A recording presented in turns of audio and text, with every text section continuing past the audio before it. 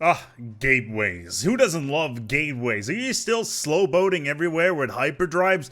What a bunch of scrubs. A real empire uses gateways in strategic locations to get everywhere. Remember the original FTL systems within the game? Specifically, the wormhole drive? Yeah, this is kind of similar. So for those of you who are still clamoring for those days, the, well, Galactic Doorstep is the way to go.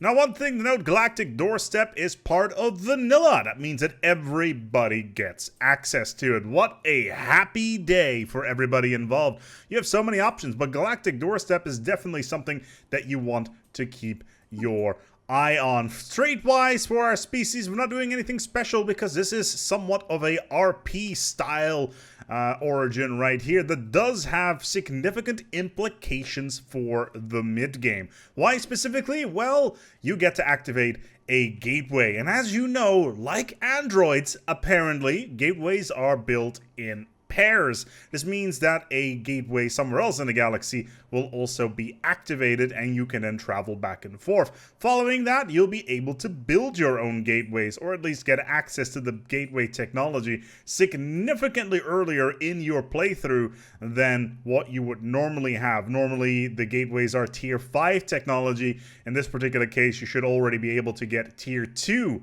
technology level gateways. Of course, this cost is still exactly the same, which means they're relatively pricey, but we'll touch on that later. But yeah, do you want to be able to project your forces across your empire relatively early using the magnificence of gateways? In this particular case, the Black Crown. Well, this is your origin to go for. Let's dive right in. Let's see what kind of events. Yes, there are events to this one. This is a storyline origin right here. Let's dive right in and see what happens. Now, you start off relatively early on. It's fairly straightforward. You have your standard empire right here. In this particular case, it's the wonderful gatekeepers. Yeah, I know, I'm very original. In the capital of Iconia, for those of you who get that reference, chapeau to you. Let's quickly zoom out here. As you can see, it's a small galaxy, but there should be gateways all over the shop. So what we're going to do here is we're going to casually do some exploring until our first event chain starts popping up. We're currently, of course, on January 1st, etc. So those events should pop up very soon. And of course, we're going to sell off all of these things and get ready. But there's no particular events at the start of the game here. We're just waiting. We're just waiting for the gateway to do something. Yes, because the gateway will start to do something very soon. It's going to give us resources. What kind of resources, you ask? Well, let's find out, shall we? So the gateway has given us something to chew on. It's given us resources. What kind of resources are they? Well, in this particular case, 250 alloys, which for any empire at the start of the game is a rather significant amount. That's 2 science ships right there that you can spam out to survey even more of the galaxy, or maybe a couple of assault ships, construction ships, and God knows what else. However, you will never get the same resources again. Well, there's a list of 4 things that you can get. You can get a mixture of alloys and minerals, you can get just alloys, you can get another mixture of alloys and minerals, and you can get just minerals.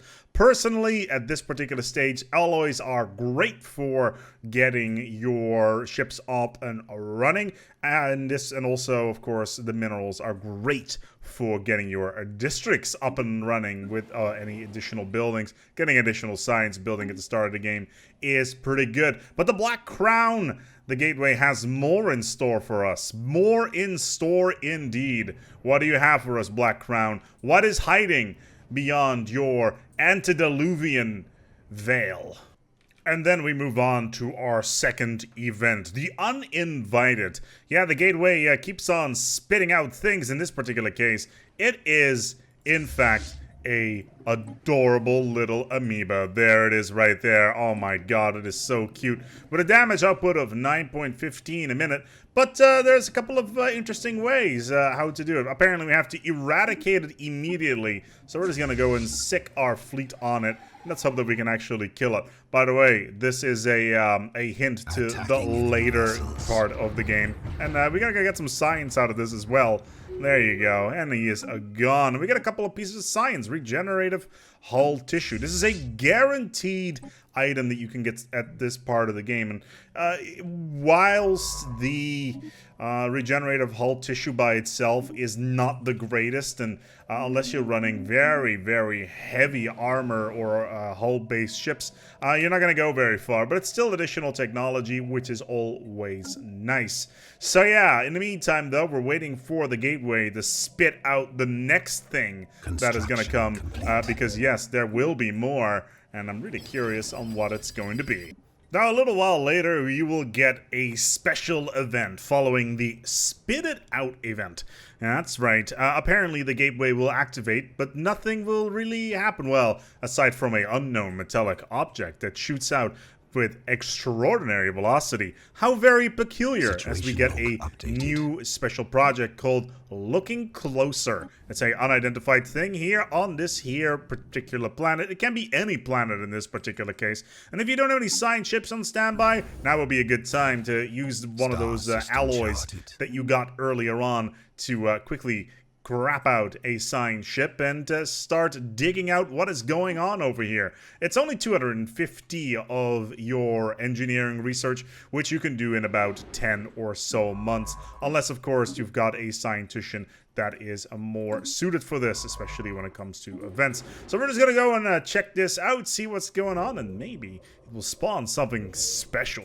Updated. As soon as the event is done, at least a special project, you will be presented with a new archaeology site from Gateway Send. It's relatively easy. It only has one chapter and a low difficulty, which is great, so you can keep on trucking quite easily here. All you gotta do is assign your scientician to this particular event, and very quickly you will start getting yourselves some breakthroughs. And what is dwelling inside? Well, they did talk about a object flying out of the gateway. What could it possibly be? Candy? I would hope so. Gateway candy. And of course, it wouldn't be an archaeology site if we actually get some minor artifacts, which is great. We're going to continue here right now. Obviously, we've done chapter 1. There's more chapters ahead of us, which is great. Let's keep on digging, and let's keep following the storyline. Apparently, there is a massive... there's something has hit this moon. What could it possibly be? Well, it came from the gateway. What is sitting behind it?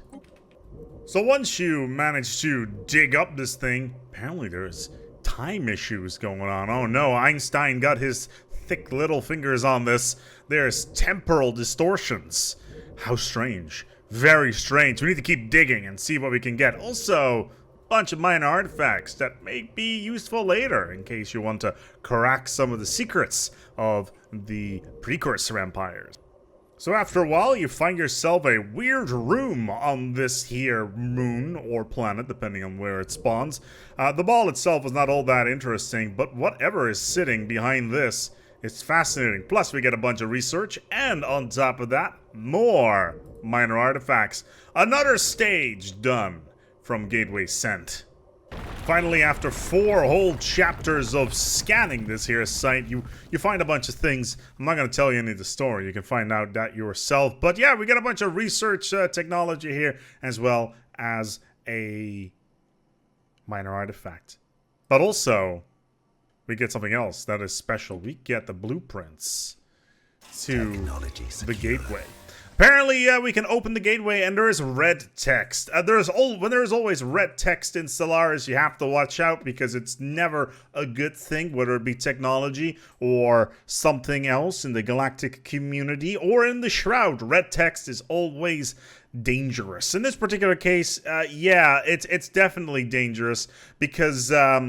there's 4 different outcomes here. They all boil down to the same thing, but with a different spin on things. And in this particular case, we have the ability to start prepping for something called the Gateway Cannon. Of course, the person who was doing the studying of the digsite earlier on is the perfect person to go and take a look at the Black Crown. It's going to cost us 1,000 6,000 engineering technology here, and it's going to take a little while, so don't hold on to your hats, even though, you know, we're already at 7%, so it's going along quite quickly here. After a while, once the project is done, it's time to send our science ship through the gate. By the way, that scientist, you ain't gonna see him again, so send somebody who you can miss. But yeah, now we just have to wait, because the gate would open for a little bit, and we just have to slingshot somebody inside of it.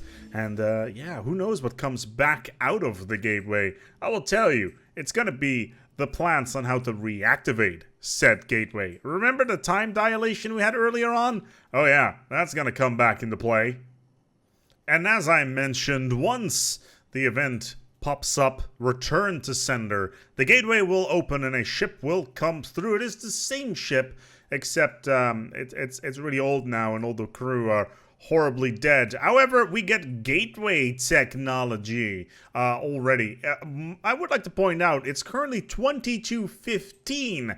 Gateway technology is usually not researched for over 100 years from now. Yeah, we get gateway activation with 45% already done. And what does that translate to a empire at this stage of the game? Well, it translates to apparently 577 months of research. So yeah, at this particular case, we got 293 months remaining on gateway travel. So the real question is, do you really want to be spending 24 years of your time doing gateway travel whilst you could be doing the rest of the physics tree? Now obviously this is a timed thing. You need to be particularly focused on this. You can rush it going for a technology build, which is interesting because then you should have the alloy buildup that would make this a little bit more valuable. So in the meantime, just hold off a little bit on gateway activation tech and let the Black Crown sit at the edge of your system,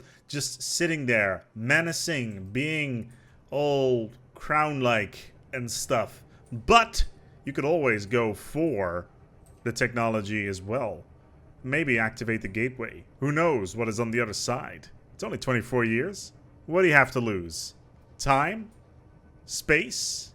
Who knows? Now, of course, I managed to get gateway travel a little bit quicker than intended. Normally, you should only get this around 2230-ish, maybe a little bit later if you play your cards right. But yeah, gateway travel 30 years into the game is pretty darn good. All you gotta do now is activate the gateway for 6,000 energy and 2,500 alloys. I would highly recommend at this point that you have a reasonable fleet, because upon activating the Black Crown, stuff can happen. 4 things can happen, actually. We'll go through those once we activate the gateway. And then, with the activation of the Black Crown, the gateway is opened. And another gateway somewhere in the galaxy activates as well. As I mentioned, gateways are, in fact, built in pairs. But we get gateway construction as well, plus a 20% activation on said gateway construction, which we can get extremely early in the game, which is amazing. But however, this is not the end of this particular chain. No, there's more to come. What sits on the other side of this gateway? Well, just another system, sadly. It's within the galaxy, it's nothing special. And there it is, one of the 4 special events. And of course, we have rolled the worst of the bunch. What does it do? Well, what it does is it deactivates one of your generator districts, or at least permanently removes it from your planet, which is obviously not the greatest thing to have happen. And of course, it also destroys 21% of your infrastructure, which is also, of course, rather annoying. No new blockers, just a generator district gets wiped off the map for no reason whatsoever. Other things that can happen are, for instance, a giant armada of flagella comes through the gate and try to take your stuff, which is, of course, annoying. There's battle station. It's called, it's called Gateway Vermin, Relentless Barrage. You need to be very careful with that one. And of course, the follow-up to that one is Pest Control. But yeah, there's 3 different outcomes here. The chance of getting the Gateway Locusts is 40%. All the other 2 are 30. So we had a 1 in 3 chance that this particular event pops up. Usually they're all negative, so you want to make sure that you have some decent ships on standby. But what do we get out of this? Well, we get the beautiful gateway construction. In this particular case, 378 months, make that 414 months, which is still reasonable. Complete. However, once we have that, with an activated gateway and a sprawling empire, of course, in this particular case, it's not particularly sprawling, but let's say that we have an outpost over here that we quickly want to deploy our fleets to, or over here, or let's say over here, sending our ships through the gateways rather than slow boating them through hyperlanes is far superior. Now, of course, a gateway will still cost you 100 influence and 2,500 alloys to build, and of course the activation charge to follow up on. But by itself, using gateways to connect your empire is incredibly useful, especially early on when your ships are incredibly slow and you don't have any jump drive. It's all about power projection in this particular case. Incredibly useful, a bit on the pricey side, but if you set up your economy to funnel everything into alloys, you should be in a very, very good spot. On top of that, you'll be able to not have to use trade stations everywhere. You can set up a single trade station in a system somewhere and then build a gateway in said system and make sure that everything has a gateway at least within 6 jumps, because then that trade station will capture every single unit of trade within your empire. And this also negates the chances of piracy. Incredibly powerful, usually left for the late game, but having it this early on, probably somewhere around 2250, 2260, is so incredibly good. This marks the end of the Galactic Doorstep chain. From this moment onward, go forth, build gateways across the galaxy, be able to project power from a single station, crap out a ton of ships and have them appear out of nowhere. Because otherwise it will take them years to arrive. Thank you so much for watching. I want to thank my patrons. Thanks to you, I'm no longer sleeping in the guest room. It's a very glorious thing to have. I'm back at where I belong, but still, the wife is still nagging me about that really annoying car. Seriously, I'm locked in my house right now. There is nowhere I can go. I couldn't even go to a car dealership if I really wanted to. Still though, you know, if you want to get involved with the Patreon, feel free to drop it in. There is a link down in the description. And for those of you who have not picked up Federations just yet and are hankering to try it, of course, Galactic Doorstep is just part of vanilla, so you can play around with that. But if you want Federation, there's a link down in the description below, which will take you to the Paradox store where you can buy the expansion. I will get a cut of the proceeds from that. It's an affiliation program. What can you do, right? Anyway, thank you so much for watching, and until next time, project that power, become the Senate, unify the galaxy in one glorious galactic empire.